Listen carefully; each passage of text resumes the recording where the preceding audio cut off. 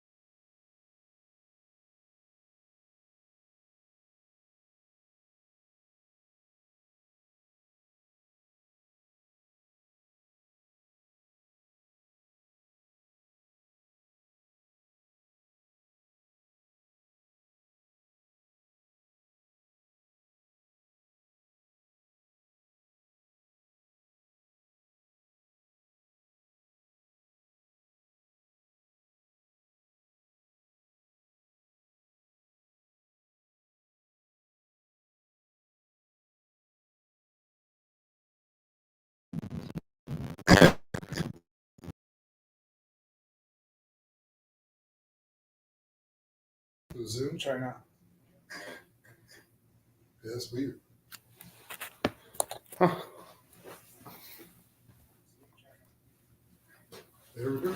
Check.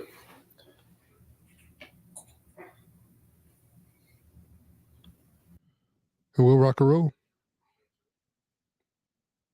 Try now. Check 1 2 1 2. We're good. All right. I hear it. I don't know what that was about.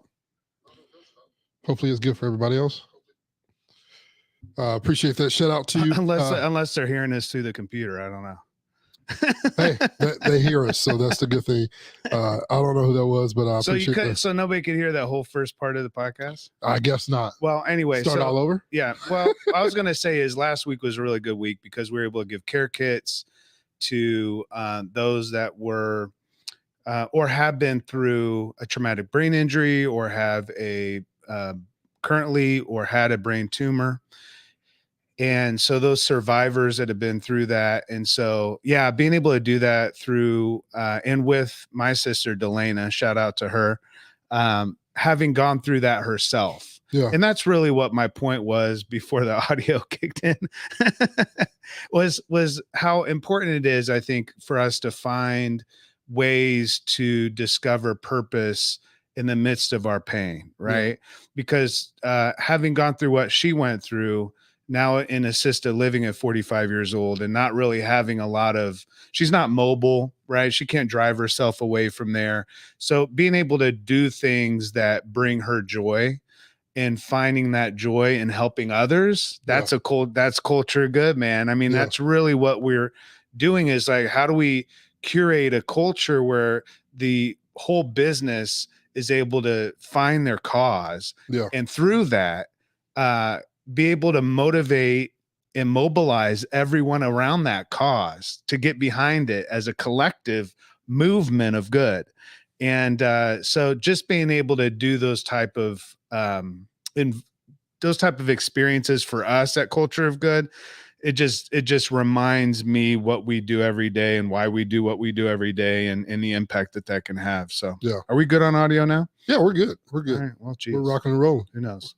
We have fun. Good. The crazy thing is, Ryan, is that, you know, if nobody hears us, we hear each other. That's not any good. That's not helping anyone out. Believe me. we'll make impact. It helps me, Ryan. It soothes my soul to be able to have these conversations. By the way, I love your shirt. Thank you. It's, you know, I figured it's Black History Month.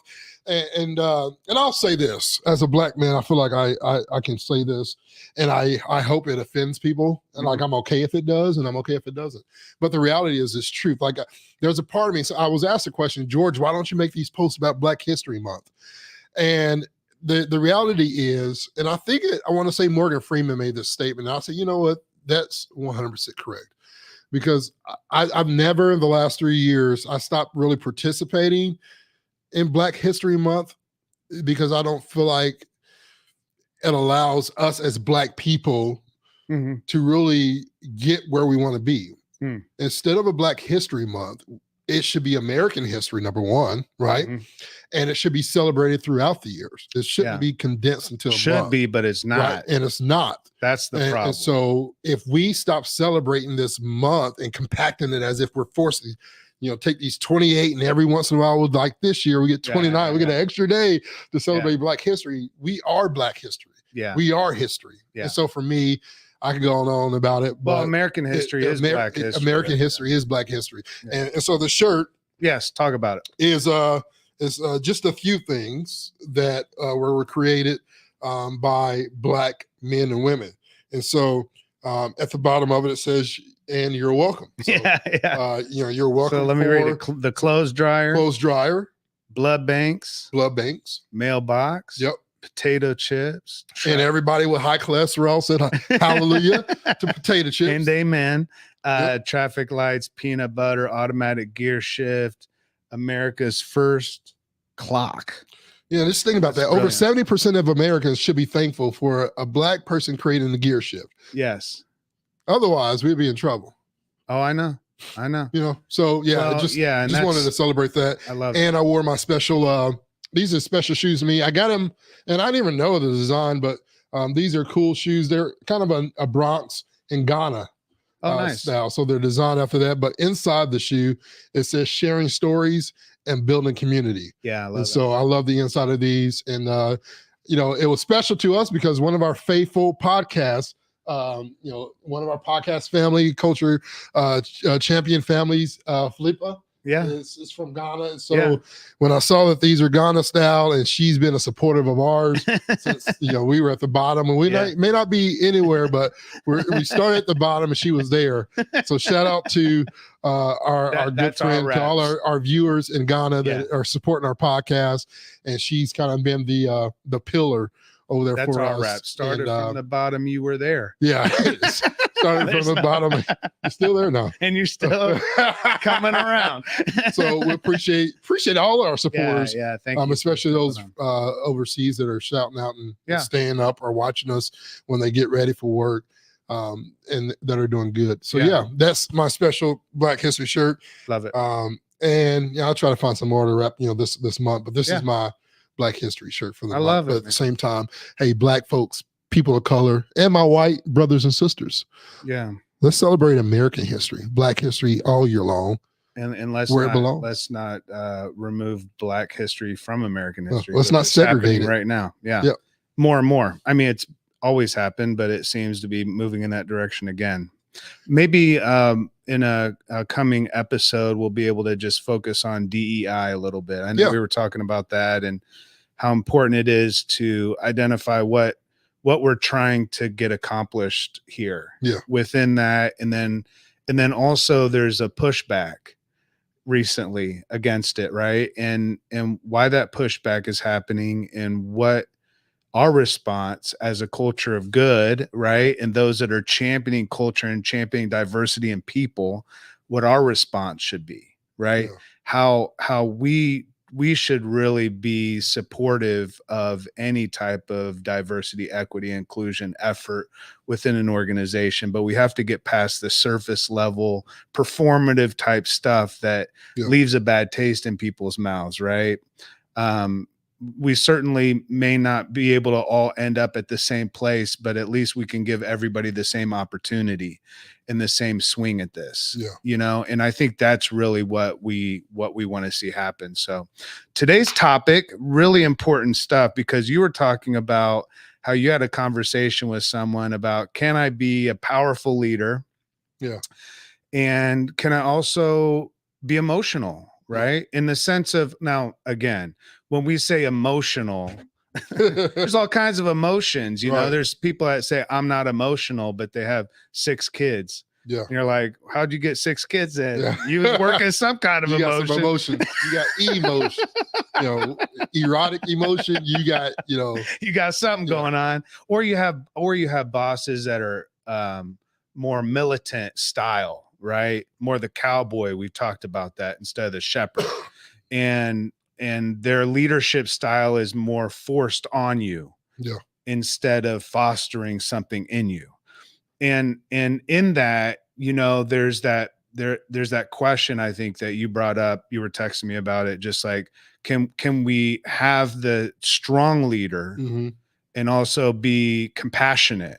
Yeah. Can we, which is the word what I was thinking is like compassion, right?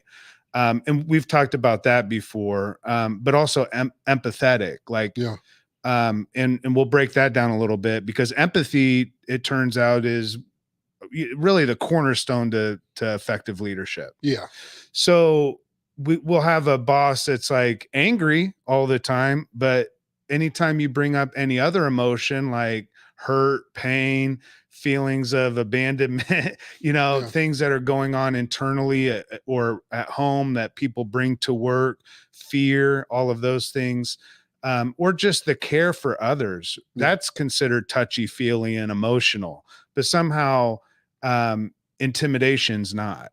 You know what I'm saying? So talk to me about that. What's the teeter-totter for you? Like, do you see those on two conflicting sides yourself? Like, do you see strong leadership and empathetic leadership as being different from each other, or where are you at with it? No, I think to discuss this, you really got to get to the root, right? And what we see in the workplace and how we receive what we say constructive feedback, and confrontation, right? We see the aggressiveness, and I'll speak from a man's point of view because that's what I am and who I am, right? We start at the root, and I'll use myself as an example. Some people know me as very empathetic, soft skills, very compassionate, loving, caring, nurturing type of a leader. Few have seen the aggressive minded, get your GSD, right? Get shit done. Yeah. Focus, sales oriented, let's hit the goals, and no nonsense, right? Yeah. And there's places and times for those things. The problem is, and I was the opposite way. So I went from very aggressive because the root of my life was, as a man, we don't show emotions, right? We go through something. We what emotions are you talking about, though? Right. So we don't show soft side of ourselves. We don't cry, right? So when I was raised where shedding a tear was seen as weakness, right? So we toughen out those things. We harden our hearts, we harden ourselves, and build this wall up because all the time, mom and aunts and uncles were like, real men don't do this. And so in order for me to become a real man, I've raised myself over 15, 20 years, not truly exposing myself to those type of weaknesses. Now that's interesting because I was raised the opposite. So my dad would kiss me on the cheek. Very emotional family. Like I never heard that growing up.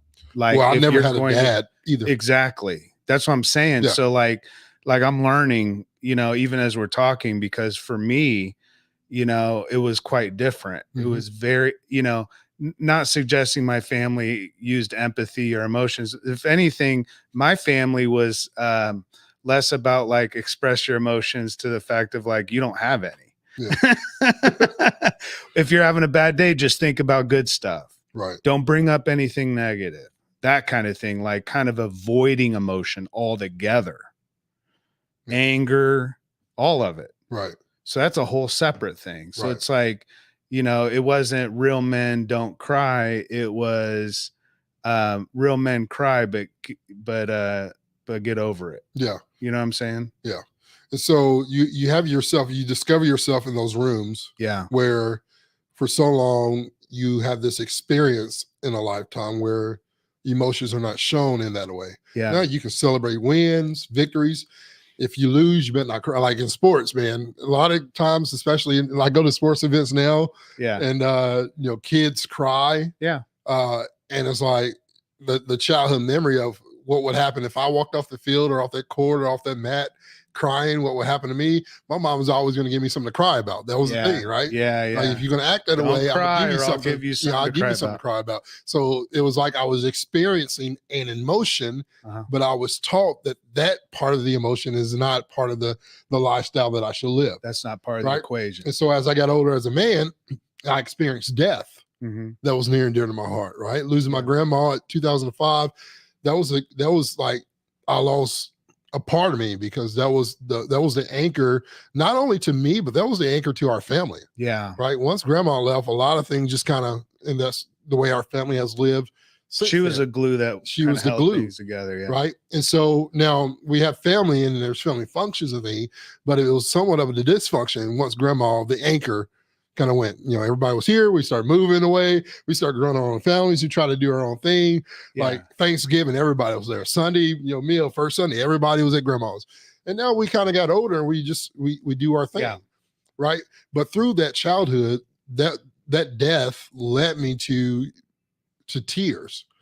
Where like I didn't know what that felt like. I didn't know what I was feeling. I knew what I was doing, but I didn't know how to receive what I was actually going through. Right. And then I did my natural thing. Suck it up. The show goes on. Right. And I lived my life like that. Just all the way up to 2013. It was the year where I felt like I was forced at the end of 2013 to figure out how to deal with emotions. Right. Because I was very sporadic and anybody in my life knew that, George would be high energy, low energy. And it could literally be me talking to you and turning around, going out the door. and I would just have a sense of whatever, whether it was a word that sparked me or somebody said something that reminded me. It was like it was just small things, but I never was able to really identify those things, right? Yeah. And so when I share all that personal matter to say I took all those things in where I was told to lock up my emotions into the world of work Yeah. and adulthood, and I was the roller coaster, dude, where Yeah. it was just so inconsistent. And in 2013, where I was forced to, by health nature, it was either, hey, you're going to be back on this table with a heart attack that won't be able to save you, Yeah. or you can figure out how to not just eat and be healthy, right? There's nothing different in my weight than what it was 11 or 10 years ago to this day when I was going through what I was going through. Yeah. It was the way I managed the stress and the way I managed my emotions. Yeah. The lack of that, and we talk about this, and you share the stat on how many people die, Yeah. a year average, right? 120,000 a year die 120 from stress-related work. Right? Because we don't know how to Issues. deal with the stress, Mm-hmm. and or in the workplace aren't allowed to deal with those stress. Well, right? a lot so of we talk about times the it's well-being side of it. Yeah. Yeah. And it's, for me, it's like I didn't have the coping skills. Right. When you learn from others how to feel, right? When you learn from others how to manage your emotions, which I like to think of it now more in leading my emotions, which means I partner with those things, right? So if I'm feeling fear, anxiety, what's that telling me, and how do I partner with that? But a lot of it, I think, has to do with, to your point, how we're raised, and who we are comes from not only nature but nurture. Yeah. And so we don't just learn from experience of our own sake, but also we learn from the experiences of others. That's why I think when we talk about empathetic leadership and compassionate leadership, we're not talking about weak leadership. Meek does not mean weak, right? Meek and compassion and empathy and understanding and care and all those things that we wouldn't normally, I guess, back in the day say those are the defining qualities of a real man. What we find out is that is the qualities of a real man. Yeah. That there is no such thing as leadership without empathy, which is the key. Yeah. Because I think what we're calling leadership without empathy as leadership is really just management and authority. Mm-hmm. So I can give you authority, but I can't give you leadership, because leadership is developed. Are leaders born? Not so sure. I think there's qualities and personalities that are born that can lead to great leadership qualities. But I believe that leadership is a choice. I think authority and position and title is not is management, and that's, you can be a boss and you can get shit done, and it's all about results. But without relationship, when it's all results and no relationship, you have management and you have authority, but you don't have leadership. Yeah. Leadership not only looks at results, but also looks at relationship. It also considers the person. You know what I'm saying? Yeah. Like when we talk about we don't talk about putting people first, because if you put people first, you have to consider profits are put first. You're in business. Yeah. Right. But you are in the well-being business. And I think it's important to understand that people should be at the center or the core of what you're doing. Maybe not first in a list of things, but they're the core. They're the soul. They're the heart of what is happening. When you're in leadership and you're given the opportunity to be able to be strong and say, this is the stuff that we have to get done, then that's able to be received when you have a leader that shows empathy. To your point, I would imagine throughout your experience, throughout childhood, and then as you got older and into work, the way that I've learned how to be an empathetic leader and a compassionate leader is to be around those kind of people. Yeah. Like those are things you pick up through mentorship. We just went through the whole month of National Mentoring Month or whatever. We think about like, how do we become more of an empathetic leader? there's some practical steps that we can take around that. But one of the first things is just be around a caring leader. Yeah. Be around a leader that exemplifies that. Yeah. Like that's because to the whole idea of leadership starts with lead. So whoever your leadership is, you're taking their lead. Right. So if you want to be a compassionate, caring, empathetic leader who still gets shit done, then you got to find an empathetic, caring, compassionate leader who gets shit done. Yeah. And you have to allow that kind of leadership and being around that kind of leadership, which I know you've been around those kind of leaders. They're not perfect. They may not be the best skilled leader in the world, but they have the kind of heart that stands out in a world of hardness, in a world of, quarterly earnings. And it's all about shareholder, profits. And it's not about the people that are the very core of your business. And I think to be an empathetic leader, it means that we have a heart and a care for people's well-being, not just in the workplace, but also at home. We care about people in the workplace and at home as well. And I think that's really important to understand because it's hard enough to find leaders that care about people in work. Yeah. But to have empathy means I care about you in your well-being, not just here, but also out there. Yeah. Like what's going on? Like how's life? We talk about this all the time. It costs us nothing as leaders to be caring, but it profits us everything. Right. The reward of being a caring, compassionate leader is huge. And I think you can do that and also be stern in a sense, is what you're talking about. Yeah. Like to the point of we have to get this done. Yeah. Here's how we're getting there. No excuses. Right. You know what I'm saying? Right. But with that, also recognizing that people are going through stuff. Right. You know what I'm saying? Yeah. So it's that good balance of leading, and it goes back to not only leading people, but also understand who you're leading. Yeah. And what they're going through in their life. Whether it's, hey, I know this person has a special needs child at home, and it can be stressful. Yeah. Or I just learned one of our coaches at Ohio State, his son has seizures every morning. Yeah. And they are either somewhat tamed or it leads to having to go to the ER 1 or 2 times a week. I couldn't imagine as a human being having to live through that. And then also the challenges us having to lead through that, because great worker, he's been a part of championship teams and championship organizations. Yeah. And so as a coach, I'm thinking of it as a coach, man, college coach, especially, it could be because you're traveling and doing those things. And so when I think about that, I think about a place like Round Room where there's hundreds of people in the office. We all have a story. We all have families. What could that lead to, right? Things happen in life. Uncertainty happens.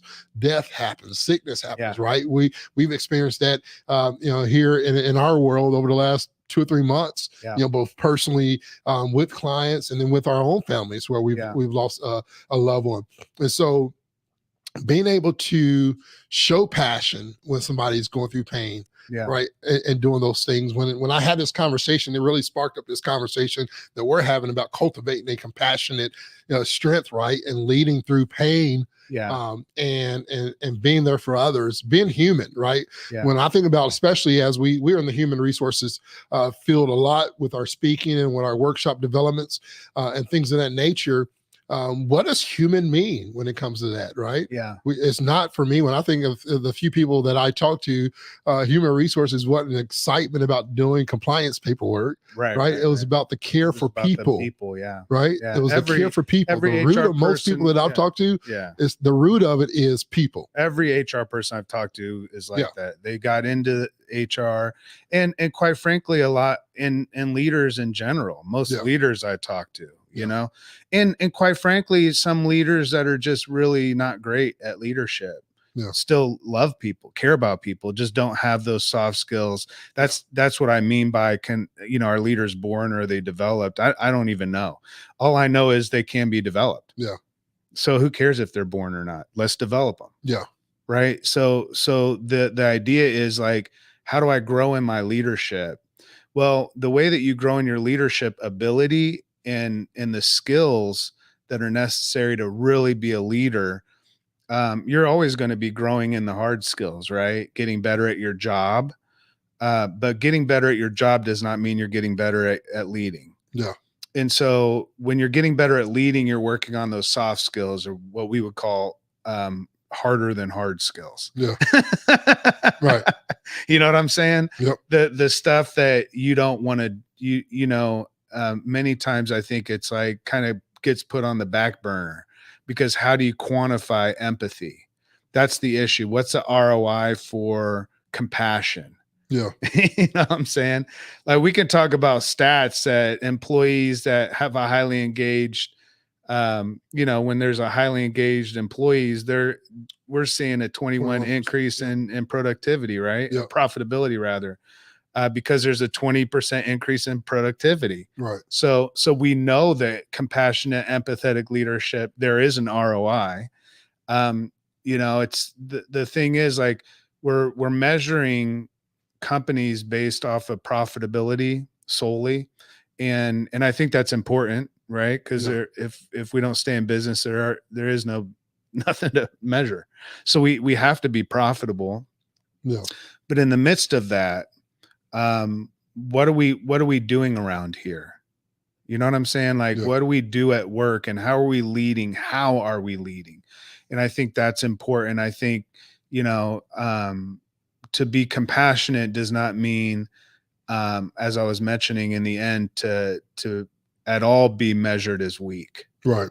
As a matter of fact, I think it really takes a inner strength for a leader to position oneself in the midst of having title and authority and everything else, and actually go out of your way to care about people. Yeah. That says a whole lot about that person's heart. Yeah. So it's like, that's how you rehumanize the idea, right?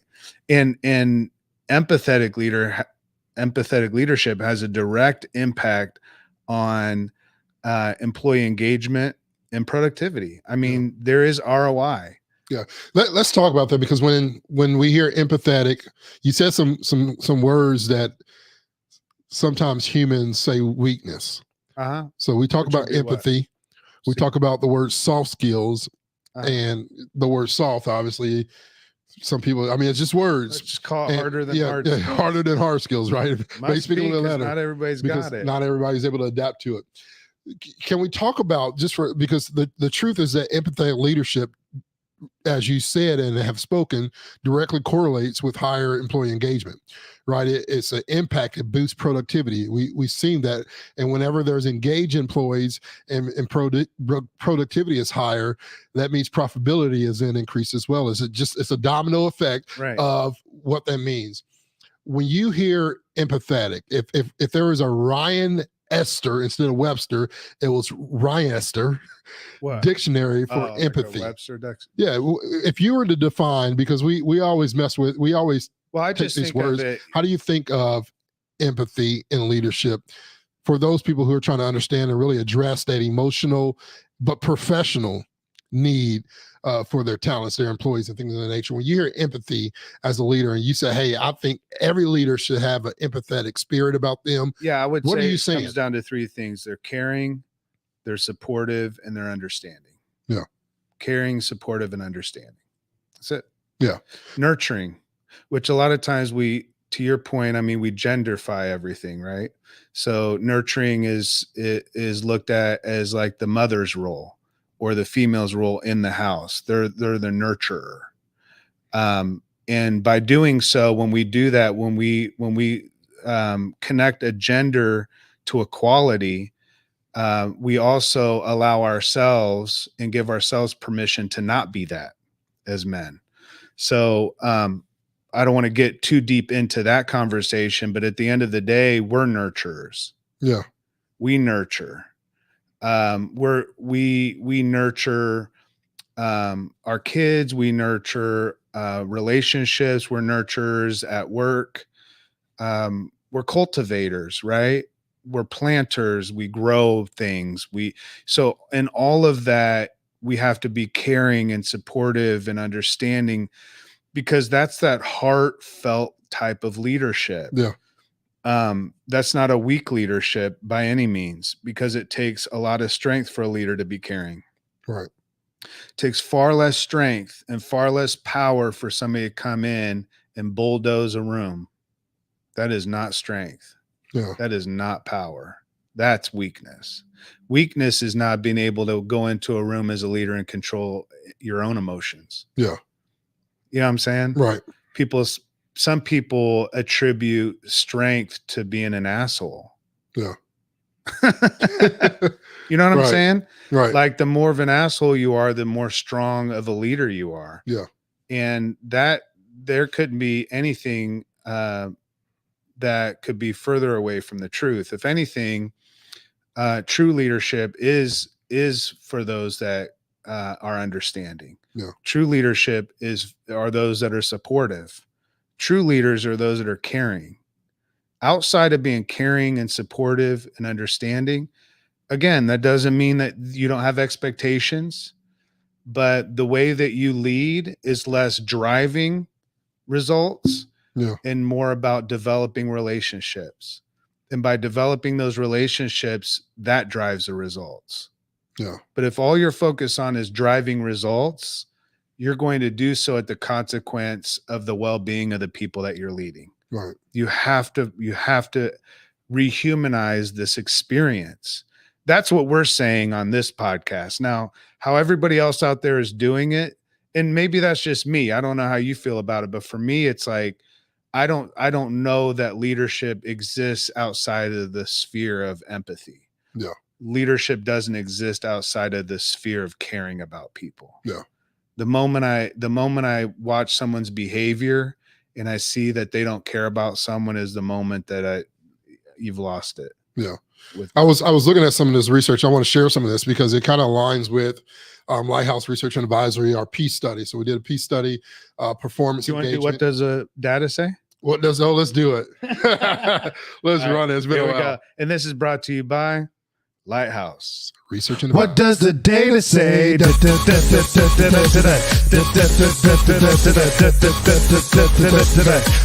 the data say?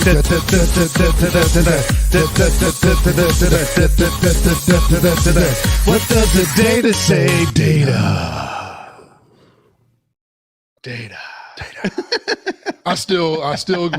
We got to get Ben back on. We'll have Ben on maybe next month. Yeah. There's a lot of research that's coming out on the employer side of this. So we did a peace study with employees, over 1,000 employees. Okay. And then we just did another one on the employer side. Yeah. With 1,000 plus. And so with this peace research, one of the questions that we asked is really dear to my heart because it's everything that we discuss here was how well does your workplace culture foster a sense of community and belonging among the employees? Yeah. When employees said that they felt like they felt very well about this versus those who said not well.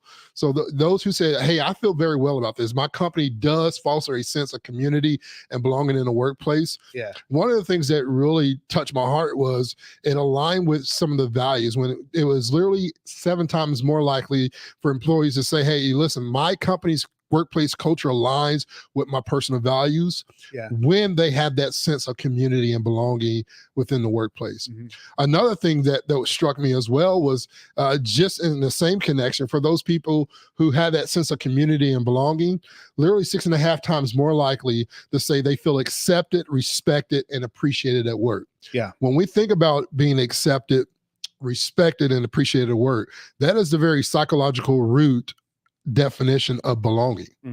When I feel respected and accepted and appreciated by my direct leader, that sense of belonging. So when we talk about how do you create these things, how do you foster these things within the workplace and having this compassionate strength, showing this empathy within leadership, it's not just about having a soft skill and truly being what we should be in general as humans. We should care about people, but when we bring it to the workplace, creating and fostering that sense of belonging and community is an impact on us. So you said, how do we keep people engaged? Make them feel like they belong. How do you make people feel like they belong? You can't make them, but you can show them. Yeah, out of the respect. Out of the respect by caring for who they are. Yeah. why they are what they are, right? Yeah. We may not be the same. We may not agree or align ourselves from top to bottom. There's a lot of disagreement between you and I that we may disagree about, right? Right. But the reality is that I know Ryan cares about me at the end of the day. Yeah.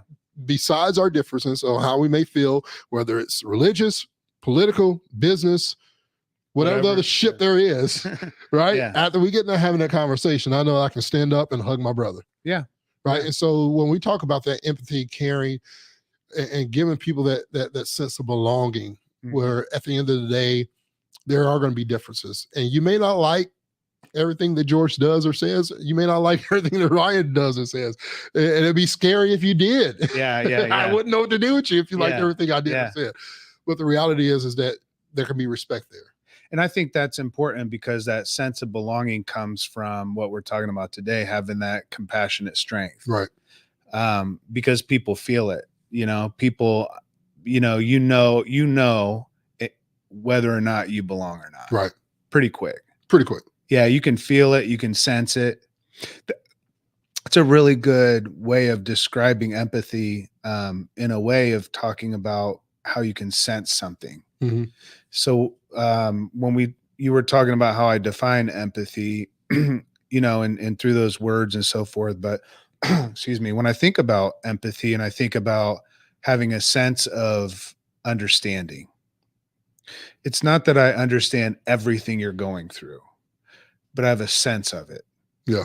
So I'll just add this into the conversation. And I love all of that because this leads to what you're talking about with belonging, that there's 3 types of empathy. There's more, but when we think about it, we think of what I'm talking about here is that sense of understanding is cognitive empathy. Mm-hmm. So it's up here. In some way, I have a sense of understanding of what you're going through, or I seek to understand. So empathy isn't always just like, I feel what you feel. You know what I'm saying? That's not there's some of that. So there's emotional empathy, there's cognitive, there's emotional. Emotional has more to do with a sense of feeling. Mm-hmm. So there's a sense of understanding, a sense of feeling, and that's that emotional connection. So I feel what you feel, or I have a sense of that feeling. I can't totally feel what you feel. And that's why I can't say your feelings are invalid. Yeah. You're feeling them. They're as real can be. But so there's cognitive, there's emotional, and then there's compassionate empathy, which I love this idea because we're talking about that compassionate strength. Yeah. And compassion within the scope of empathy beyond just cognitive, where I have a sense of understanding, or emotional, where I have a sense of feeling that empathy, but also I have a sense of compassion to do something. Yeah. Right? To act, not to fix anything, but to show up, to be present. You know what I'm saying? Like these are things that help us build our empathy muscle. Yeah. Is being present. We talk about all the time. Shannon brought it into our language at Culture of Good. Just this idea of showing up. And when we show up for people, and we really show up for them, and we're in it with them, and we don't just let them go when they're going through stuff. We don't just fire them when they're having a bad season. You know what I'm saying? But we walk through those moments with them when we feel or have a sense of feeling there's that responsibility of connection. There's that belonging. I belong where people are empathetic toward me. You know what I'm saying? Yeah. I think about it. If you don't have empathetic leadership, all you have is pathetic leadership. You like that? That's good. That's good. Say that one more time so everybody in the back can hear it. If you don't have empathetic leadership, all you have is pathetic leadership. Yeah. And that's the idea I think that we're talking about here, is like getting to a place where we're really building this in. Let's think about also like empathy in terms of inclusion. We talked about how we're going to be talking about DEI this month, but also like I don't have a sense or knowledge of what you're going through in that sense, because your experience is far different than mine. We have diverse experiences. See, You were raised different than I was raised. The experiences that you've had in society are different than I have, in the workplace are different. I can seek to understand. I can seek to have a sense of understanding. It's in that that gives us the opportunity for us to build cultures that are innovative and creative, right? Because if I'm not an empathetic leader, then I'm not connected to you. We don't belong together. You Right. know what I'm saying? And when we belong together, then that gives us the opportunity in our diversity to be more creative, to be more innovative. And what we're finding is that the most innovative type of businesses and cultures are those that have leaders that exemplify compassion and empathy. Why? Because it takes that to be innovative. Yeah.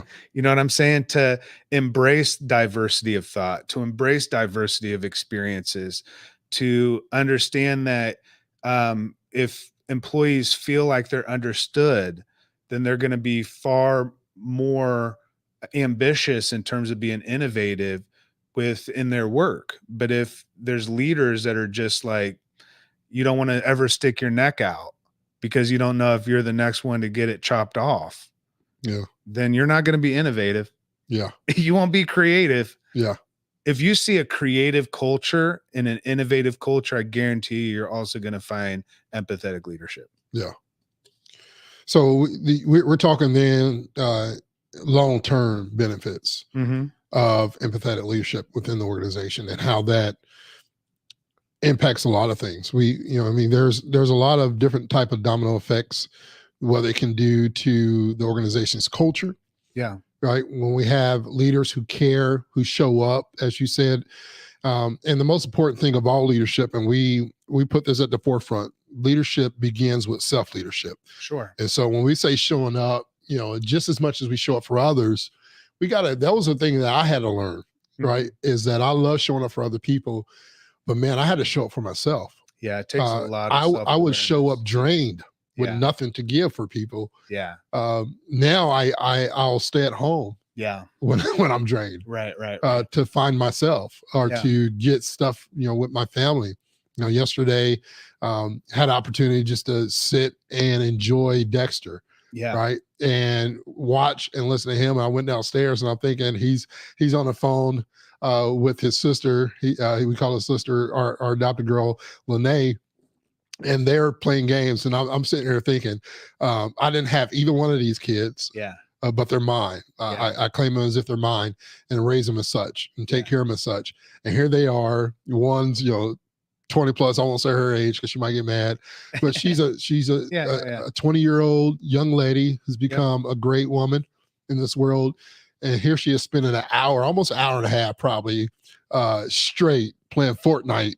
Right. Right. So here I'm like, I've always dreamed of being a parent and watching kids, play video games because they don't have no clue what it's like to suffer back in our days where we had Nintendo, we had to blow it out, Well, back now in my days, it was Atari. So you had to make sure I had Pong, yeah. which is just the two knobs. Knobs. And the Yep. lines. Yeah. So like they're playing Fortnite and I'm loving every minute of it. And I'm Yeah. just enjoying sitting next to them watching. I have no clue how to play Fortnite.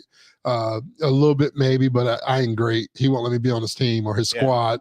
Right. And so but just having those moments where I could show up for other people, I can go hang out and do other things. But for that moment, what I needed was just to be with my kid, even if that meant he wasn't showing me nothing, no time, but just being in his presence and his joy, excitement. Yeah. Then we had some moments, we talked a little bit and chatted some and everything, but the importance of showing up for ourselves. So as leaders in the business and organization, showing yourself empathy as well as giving it is important as well for the long-term success of the organization. So we're saying show up, we're saying caring for people is important, but we're also telling and asking you to also do the same for yourself. I think it's self-awareness. Yeah. I think it's that's why emotional intelligence, EQ, is so important. You could have the highest IQ, but if you don't have EQ, really doesn't do you much good, because you can have an intelligence and a knowledge of something, but if you don't have the wisdom to apply it.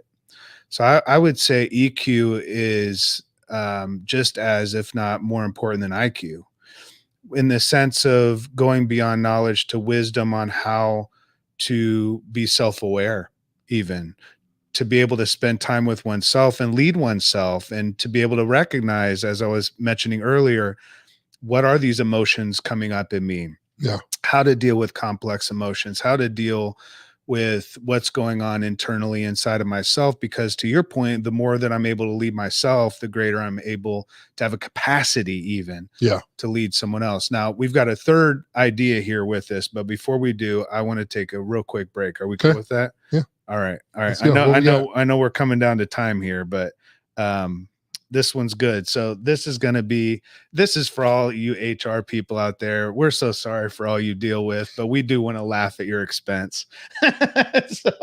so this is the craziest shit in HR, brought to you by The Culture of Good. Don't forget our 2-day certification coming up on February 27th and 28th on cultureofgood.com. You can reach out and find out about that. Here we go. Craziest shit in HR.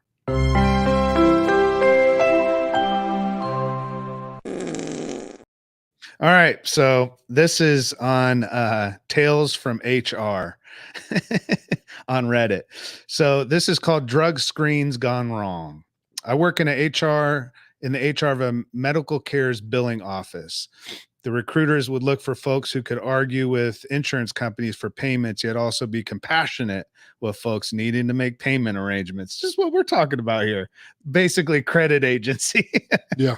They had a good candidate that was 50 plus years old lady, and sent off to have her complete a drug screen as the process goes. A couple days later, we get her red hot results with several positives, including cocaine. I don't know why we laugh at that, but it's funny. Well, obviously we can't have that. When the recruiter called the ex-candidate to explain her offer was rescinded, well, the sweet little old lady, I don't know why you call her a little old lady. I'm 47. I'm almost 50 myself. Asked if her having sex with her boyfriend after he had been doing drugs could have caused that result. We were all flabbergasted and honestly didn't know how to answer that particular question. That's HR. Like, you go into HR just to help people, and you got to deal with cocaine, sex parties. Yeah. I'm thinking, man, that is crazy. I don't even know the answer to that. Is it true? I don't know. It could be. I have no idea. At this point, you got to ask ChatGPT. Yeah. I'm thinking, as I'm over here, I'm like, man, I have trust issues just in general. Like, I just don't go out and trust a lot of people. I don't know if I can trust to have that conversation with somebody that I'm trying to get a job with. Yeah.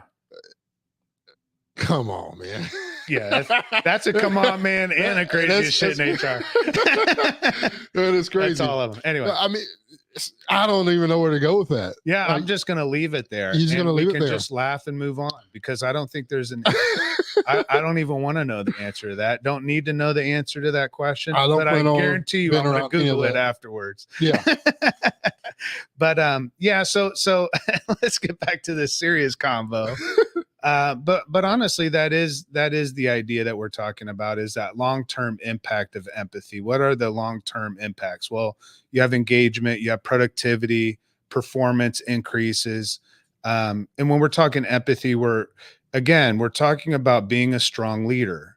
We're not suggesting that when you're empathetic, you don't have expectations on people, that you don't put demands on people. Yeah. You still have all of that stuff, but it comes across way different when you have someone caring about you, to your point, saying, I need this from you, because you also know that they want something for you. Right. They're not just there to extract. Mm-hmm. Right. Leaders take on a position of investment, not extraction. And so when we think about investing in others and pouring into others, we have to do so with a heart of compassion. No. Because people suck sometimes, man. Yeah. They do. And we do too. I mean, we're people, and there's no perfection in that, right? And so it's perfect-ish at best. It's perfect-ish at best.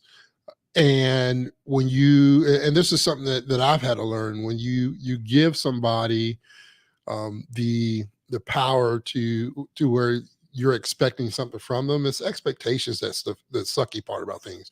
We expect somebody to treat us a certain way. Yeah. We expect somebody to be there for us when we're down. We expect, and expectation is the downfall of disappointment. Yeah. Right. There's no disappointment when there's no expectation. Mm-hmm. But when you care, yeah. right, when you are invested, those expectations tend to just kind of creep up there. Mm-hmm. And so, guarding yourself, and balancing, I would say, should be the word, balancing that expectation, because we're all human. Yeah. And George shows up for people. Ryan shows up for people. And in my darkest day, Ryan wasn't there. Yeah. Right. And so how do you balance that when you see people showing up for everybody else, but they're not there for you?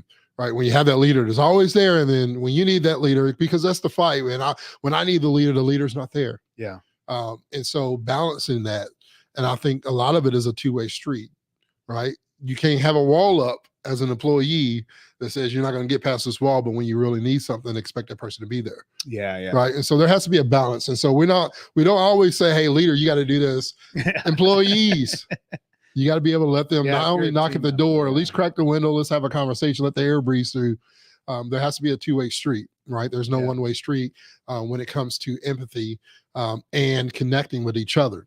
Mm-hmm. And so got to have that balance. What do you do? What do you do when you have a leader that's not empathetic? I think that's a communication, because although not all behaviors learn behavior. Sometimes I feel like I go back and forth. All behaviors learn behavior. No, it's not. Sometimes you're just born with certain things. It just comes with the DNA, right?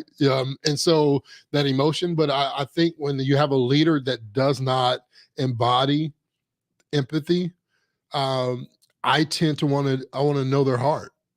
Yeah, because it's not that people don't care. It's how do you show that you care? So because they have a different way of showing it. Do you think it's appropriate for a team member? So if you were my boss and I didn't feel that you exemplified empathy, I need to communicate that with you in a sense, but I might be scared to, because if you don't practice empathy, I don't know what I'm going to get from you. Right. So let's take the toxic leader off this conversation. Right. Let's just talk about just a normal person that's just trying to be a leader. Right. They're not great at empathy. I think what is appropriate is being able also to be able to say, this is what I need from you. Right. I think it's okay as a team member to go to your boss or leader or manager, whatever your supervisor, higher ups, and say, I need this from you. Yeah. Or I work best in this environment. Yeah. And the younger generations, are more, they're communicating that more and more. Yeah. But I think a lot of it too, I don't want to blame everything on COVID, the pandemic, or 2020 and everything that went there, George Floyd, Breonna, all those things. What I will say is this: over the last few years, we as people have spent a lot of time, somewhat because we had to, with ourselves or our families. Yeah. But a lot of the time with ourselves. Yeah. And sometimes, for me, the worst person I wanted to be around was myself. I didn't want to be alone. Yeah. Right. I don't, that doesn't excite me. In the past, I should say. Now, like, I'm a homebody. I'll go up to a room and shut the door and put on headphones, and whatever is going on in the world is beyond me. Yeah. Right. But when it comes to having that type of leader and being an employee that needs that, I think it goes back to everything that we've always, preached, and that's having that, fostering that open communication. Yeah. I think it's showing what you need and how you need it. Hey, this is what the company is expecting of me. Right. What we've discovered over the last 4 years or so is that, hey, this is what the company is expecting from me. Mm-hmm. This is what I'm expecting for you to do for me. Right. And so it's become a two-way street where, a lot of people, the corporate says, man, the employees have the balance where they're, everything's the employees, and we're trying to get this back. And part of getting this back is, we're taking this, we're pulling this away, or we're bringing people here versus hybrid. And, this whole battle, the reality is it goes back to the root of, number one, we're all human. Yeah. We're people. Yeah. And this is how we function. And we all want to be successful. I'm just trying to function. And we all want to be successful. Yeah. You know, right. And I think to that point, and as we end today, I think it's really important to understand that this is what people are hungry for. Yeah. This is, and not just younger generations. I want to add that when you exemplify compassion and care and empathy and understanding, and you're a supportive kind of leader that's heartfelt, you know what I'm saying? People can feel your heart. That goes a really long way. Yeah. And people want to work. You talk about driving down turnover. People want to work for a leadership culture that's supportive. Yeah. I mean, there was a stat a few years ago, right during the COVID time, where 93% of employees said that they were more likely to stay when they had an empathetic leader, right? Having a leader that cares about you as an individual. Yeah. And having that leadership culture that defines that, right? The values of an organization that are living through true with their promises and their core values is so important. People are going to stay and be a part of that, and they'll figure out how can we work together. That's the word, right? How can we, which means, hey, I'm in this too, work together. How can we do this work and work together? Almost like, how does all this work? Yeah. Yeah. It's literally another marriage. It's a marriage of communication. Yeah. What do you need? What makes you happy? What satisfies you? Yeah. Right. And if you don't get it here, like, I want you to have it here. So what can we do to make this work? How can we balance this? And also we understand that we can't make everybody happy. Oh, we can't hit everybody's wants. Yeah. But the intrinsic motivators that go beyond the carrot or the stick is what we're talking about. That internal, the heart motivators that's intrinsically within us, what makes us human, will keep us in the workplace if we can see that exemplified in our leadership. Yeah. So, hey, it's good stuff. You know, this is the cornerstone of culture, is leadership. You don't have culture without leadership, and you don't have a culture of trust without this kind of leadership. You can start every program on earth, go to every conference and learn about this shit. But at the end of the day, it all comes down to, as leaders, we have to exemplify this. So it's either a lifestyle or a lie. Yeah. You talk about it, but you're not being about it. People are going to see that. Yeah. And there's nothing that people see through more than a fake spirit. Yeah. So be about it. Be about it. All That's right. It's good stuff. Appreciate it, man. It's fun as always. Appreciate everybody watching us here live and or watching us or listening to us at your choice. As always, we're grateful for your attention and that you trust us to say something good or at least make you smile or laugh. So a lot of people love the Data song as well today. So we appreciate everybody doing that. Make sure you subscribe to our YouTube, our podcast, whatever platform you listen to. That helps us out, and share it with your people. We appreciate it so much for the support out there. Jason, shout out to Jason today. Thank you, sir, for being a part of our podcast. As always, you are another one of our faithful listeners out there. Until next time, my friend. Yeah, we'll see you back next week on Champion Your Culture. Thank you for tuning in to Champion Your Culture. We hope today's episode has sparked new ideas and inspiration for your journey in leadership and cultural development. Building a culture good is a collective effort. If you found value in conversations today, please subscribe to our podcast. Follow us on your favorite platform and share this episode with your friends and colleagues. Your support helps us reach more people and spread the message of impactful leadership and positive cultural change.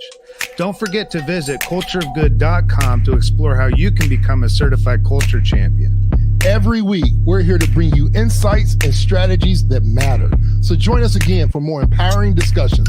Let's continue to champion a culture of purpose and passion together. Until next time, keep leading with heart, and let's make a positive difference in the world. And we'll see you next week on Champion Your Culture.